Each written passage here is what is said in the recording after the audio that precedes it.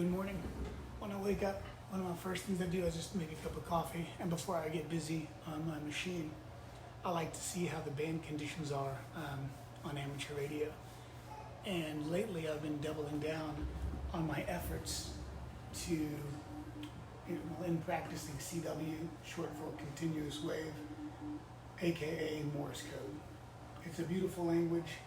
The art is far from dying. There's so many people out there who are doing it. Let's see if we can catch somebody. Right now I'm on the 20 meter band. And you'll see I have two keys here, one manual, one semi-auto. Let's go with manual.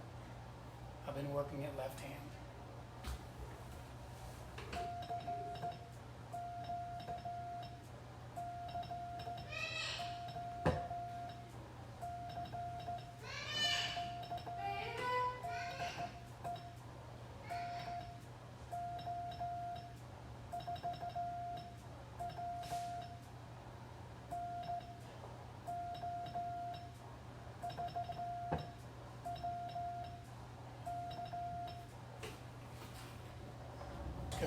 Is calling CQ. It's just like fishing. You're throwing it out there. CQ.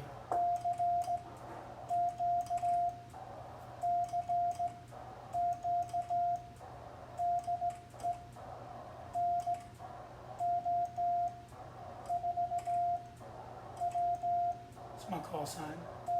N O 4 W K at the end. Calling CQ again. The letter C, then Q. C, Q. Seeking you. I do it 3 times. C, Q. C, Q. C, D, E. This is D, E, N. O 4 W N O 4 W K. Wait, listen. Let me turn up the power from 85 to 100. That's maxing me out right now. Let's see again.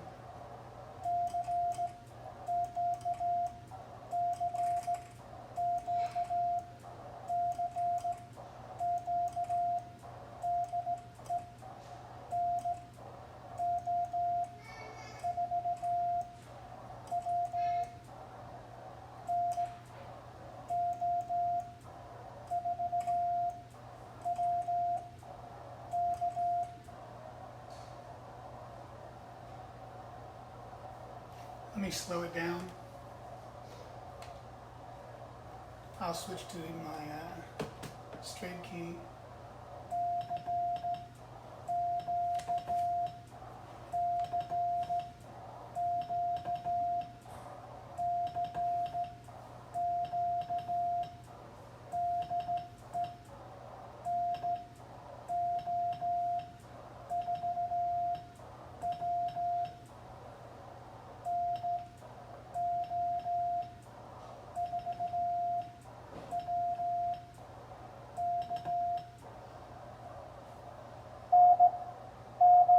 Got it.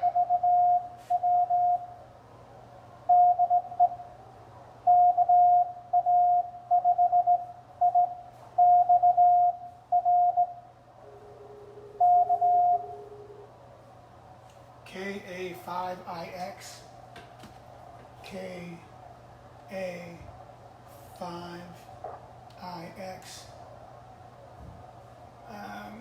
Let's try that again. A5. Switching to bug with my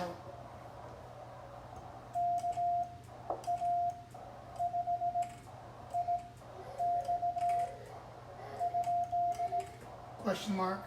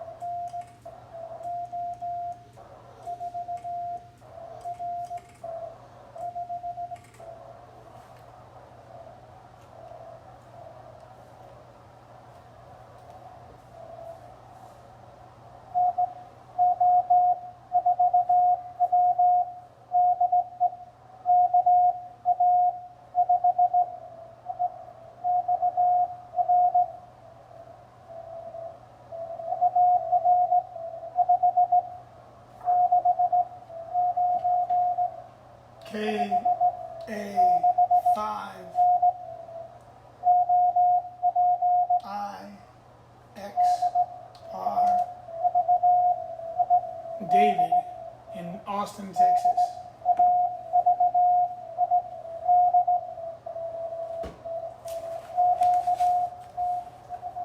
Let me let him know I got him. I'm switching to my right hand. I'm better with my right. Now forget it. I'm going left.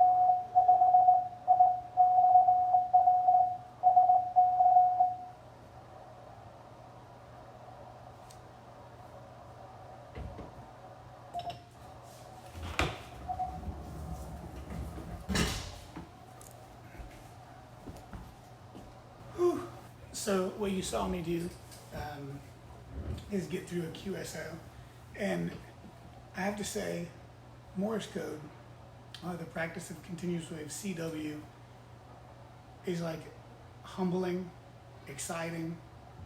I just got done with a QSO, a contact, an exchange of call sign information with a guy named David out in Austin, Texas.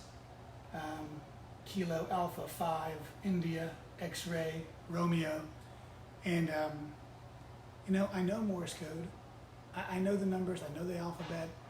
I practice by opening up a book and just sending, not physically sending, but just, keying the letters.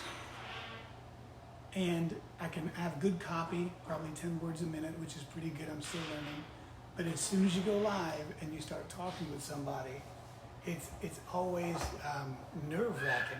I still get a little shy, and it's always like I'm smiling now in hindsight, but in the moment, it's kind of like my heart is always like racing, and I'm always worried that maybe I'm not putting forth the best etiquette, but On my QRZ page where people could look my call sign up, I just let them know like, hey, look, I'm just learning. Forgive me if I'm stumbling around a bit. And the cool thing is the amateur radio community is always accepting of that, and they always work with me.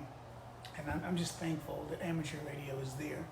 And I encourage you guys to try to get into it. I really do. You know, the airwaves are there for you. You own those airwaves. The amateur radio community is self-policing. You know, it's just a beautiful community, and I'm thankful to be a part of it.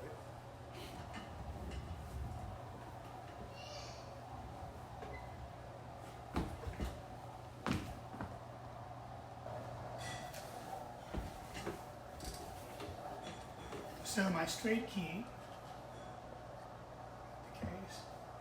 is what it is. It's just a straight key. This is what World War II operators used. Maybe not the exact same model, but it is a straight key.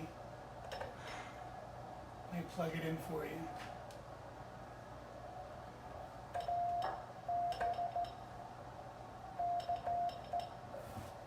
I'm learning left hand, okay, so I can transcribe with my right. So I'm much better with my right hand, but I'm kind of relearning.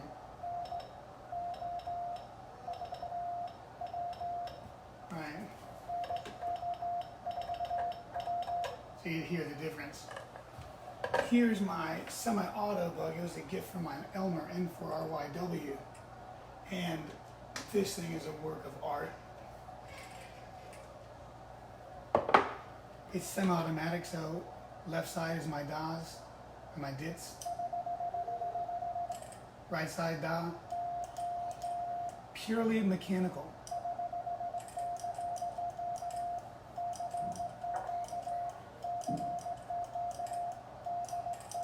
It's just beautiful. These are what I primarily use. This on my right hand, and if I go left hand, I use my straight key. And this is just a protective dust cover.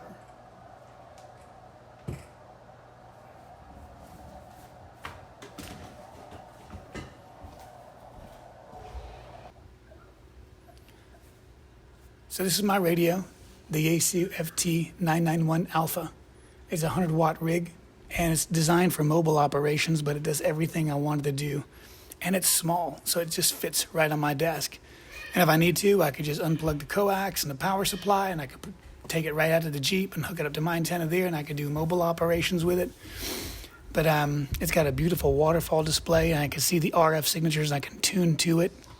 But with this rig and my antenna in the backyard, I've been able to speak to people as far away as Australia. I've been able to talk to people in Brazil, South America.